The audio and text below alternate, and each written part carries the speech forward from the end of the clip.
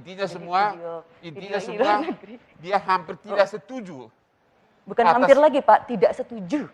Ya, tidak setuju atas semua teori mengenai corona. Pertanyaan pertama kalau gitu saya tanya. Ibu sebagai dokter, percaya nggak ada corona? Enggak percaya Pak. Tidak percaya.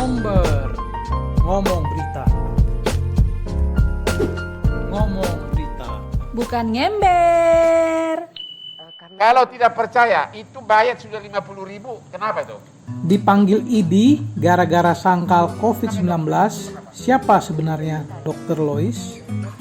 Nama Dr. Lois kini jadi perbincangan panas di media sosial.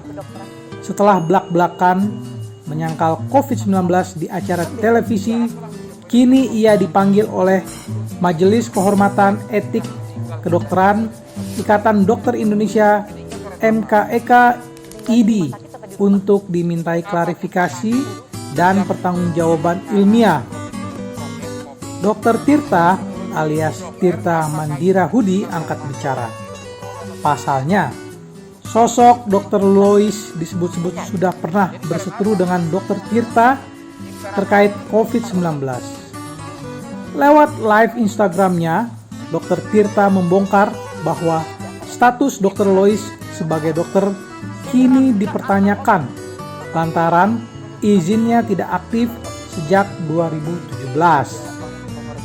Dr. Lois juga disebut tidak menangani pasien selama pandemi COVID-19, baik menjadi relawan ataupun praktik. Ibu Lois ini mengaku sebagai dokter. Setelah dikonfirmasi ke Ketua ID Pusat, Dr. Daeng, dan saya konfirmasi ke Ketua MKEK, yaitu Dr. Pukovisa, beliau mengatakan bahwa Dr. Lois tidak terdaftar di anggota ID.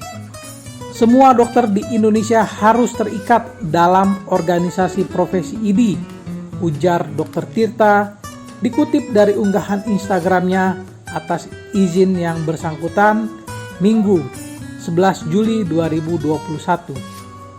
Ingat, Ibu Lois tidak terdaftar sebagai anggota ID. Status dokternya dipertanyakan. STR atau surat tanda registrasi beliau tidak aktif sejak 2017 lanjutnya. Dr. Tirta mengaku sempat mengira akun media sosial Dr. Lois adalah fake account lantaran domisilinya tidak jelas. Namun, kini lantaran pernyataan kontroversialnya di acara televisi viral, Dr. Tirta menegaskan perlu ada pertanggungjawaban agar tidak menjadi pembohongan publik. Tidak lain dengan cara memberikan klarifikasi dan pembuktian ilmiah di hadapan MKEK ID. Adapun berita yang disebarkan Ibu Lois terkait interaksi obat, terkait anti masker, terkait mengatakan COVID tidak ada, terkait mengatakan bahwa yang meninggal karena COVID tidak ada, terkait informasi vitamin C setiap jam secara ilmiah harus dibuktikan, tegas dia.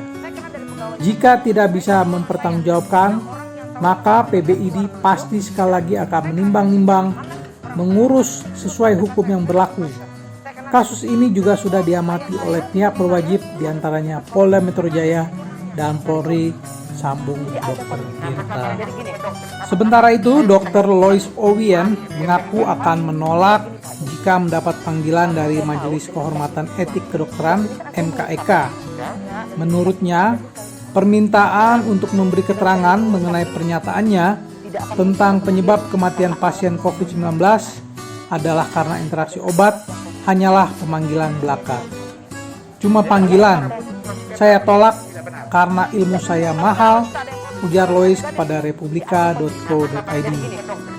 Lois menyebut penolakan itu merupakan bentuk perjuangannya. Ia mengungkapkan pemikirannya selalu ditolak oleh Ikatan Dokter Indonesia hingga Kemenkes. Saya sudah berjuang sangat keras di dunia nyata untuk membantu ID dan Kemenkes, tapi ditolak karena mereka sudah punya protokol sendiri, Organisasi Kesehatan Dunia WHO, jelas dia. Nggak benar. Tapi kenapa bisa ada yang positif, kenapa bisa negatif? Nah.